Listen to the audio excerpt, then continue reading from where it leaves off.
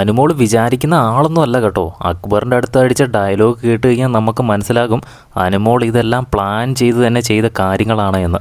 ലൈവിൽ അനുമോൾ ഒരു ക്യാരറ്റ് എടുത്ത് തിന്നിരുന്നു. അപ്പോൾ എല്ലാവരും അവിടെ വിശന്നിരിക്കുക, ബാക്കി ആരും ഒന്നും കഴിച്ചിട്ടൊന്നുമില്ല. അപ്പോൾ അനുമോൾ നൈസായിട്ട് ഫ്രിഡ്ജിൽ നിന്ന് ഒരു ക്യാരറ്റ് അങ്ങ് എടുത്ത് കഴിച്ചു. ഇത് അവിടെ വൻ പ്രശ്നമായി. 5-10 പേര് അനുമോൾക്കെതിരെ തിരിഞ്ഞു. എന്തിനാണ് എടുത്ത് കഴിച്ചത്, ഇത് അനീതിയല്ലേ എന്ന് പറഞ്ഞുകൊണ്ട് എല്ലാവരും അനുമോൾക്കെതിരെ തിരിഞ്ഞു. ആ കൂട്ടത്തിൽ അക്ബറും വലിയ ഡയലോഗ് അടിക്കുന്നുണ്ട്.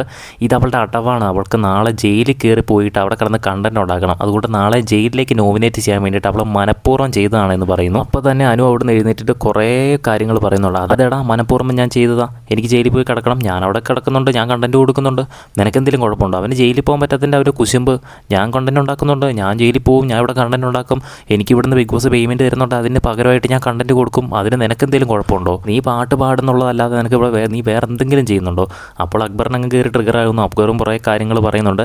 നിനക്കറിയോ, നിനക്ക് പാട്ട് പാടാൻ അറിയോ? നീ കുറേ ക്യൂട്ട്നെസ് വാരി വെതറുക എന്നല്ലാതെ നീ ഇവിടെ എന്തെങ്കിലും ചെയ്യുന്നുണ്ടോ? അപ്പോൾ അനുമോൾ എനിക്ക് ക്യൂട്ട്നെസ് ഉള്ളതുകൊണ്ട് ഞാൻ വാരി വെതറും, ഞാൻ എന്തെങ്കിലും ചെയ്യും, നീ പോയി നീ എത്ര കുളിച്ചാലും നിനക്ക് ക്യൂട്ട്നെസ് വരത്തില്ലടാ എന്ന് അക്ബറിൻ്റെ അടുത്ത് തിരിച്ച്. അത് മാത്രമല്ല, നീ ആ കസേരയൊന്നും അനങ്ങ, അങ്ങനെയെങ്കിലും ശരീരം ഒന്ന് അനങ്ങട്ടെ, നീ മൂട്ടിപ്പോയി തീയിട്ട് പോയി കുത്തുള്ളൂ, അങ്ങനെയെങ്കിലും നിനക്കൊരു കണ്ടന്റ് കിട്ടട്ടെ. രാവിലെ എണീക്കുമ്പോൾ തന്നെ അവൻ്റെ ഒരു കപ്പുമായിട്ട് ബീൻ ബാഗിൽ വന്നിരിക്കും. എന്നിട്ട് എവിടെയെങ്കിലും പ്രശ്നം നടക്കുമ്പോൾ നീ ചെയ്ത് ശരിയല്ല, നീ ചെയ്ത് ശരിയാണ്, അവർ ചെയ്ത് തെറ്റാണ് എന്ന് പറഞ്ഞുകൊണ്ട് മറ്റുള്ളവരെ കുറ്റം പറയാനല്ലോ. നീയൊക്കെ എന്തിനാടാ ഇവിടെ വന്നിരിക്കുന്നത്, നീ മൂട്ടിപ്പോയി തീയിട്ടിട്ട് അതിലേക്കൂടെയെങ്കിലും നടക്കടാ എന്ന് അത് കഴിഞ്ഞിട്ട് എന്തൊക്കെയോ കിടന്ന് പറയുന്നുണ്ട്. പക്ഷേ അക്ബർ എന്തൊക്കെ കാര്യങ്ങൾ പറയുന്നുണ്ടോ അതിനൊക്കെ ഡബിൾ മടങ്ങിൽ അനുമോൾ തിരിച്ച് ഡയലോഗ് അടിക്കുന്നു.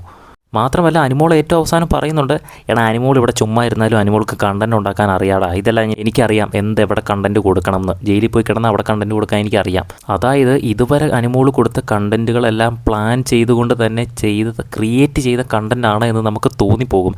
അറിഞ്ഞുകൊണ്ട് അനുമോൾ ക്രിയേറ്റ് ചെയ്ത പ്രശ്നങ്ങളാണോ എന്ന് നമുക്ക് സംശയം തോന്നിപ്പോകും. അമ്മാതിരി ഡയലോഗാണ് അടിച്ചത്. ഇതുവരെയുള്ള എല്ലാ കാര്യങ്ങളും അനുമോൾ പ്ലാൻ ചെയ്ത പോലെയാണ് പറഞ്ഞത്. എന്തായാലും ഞെട്ടിച്ച് കളഞ്ഞു കേട്ടോ. അവിടെ 5-10 പേരെ എതിർക്കാൻ വന്നിട്ടും അനുമോളെ ഒന്ന് കരയിക്കാനോ അല്ലെങ്കിൽ അനുമോളെ ഒന്ന് താത്തിക്കെട്ടാനോ അവർക്ക് സാധിച്ചില്ല. എല്ലാം കയറി സ്കോർ ചെയ്തു എന്ന് വേണമെങ്കിൽ പറയാം. തെറ്റ് ചെയ്ത അനുമോളാണെങ്കിലും അവിടെ സ്കോർ ചെയ്തതും അനുമോൾ തന്നെ. കൂടുതൽ ലൈവ് അപ്ഡേറ്റ്സുമായിട്ട് വീണ്ടും വരാം.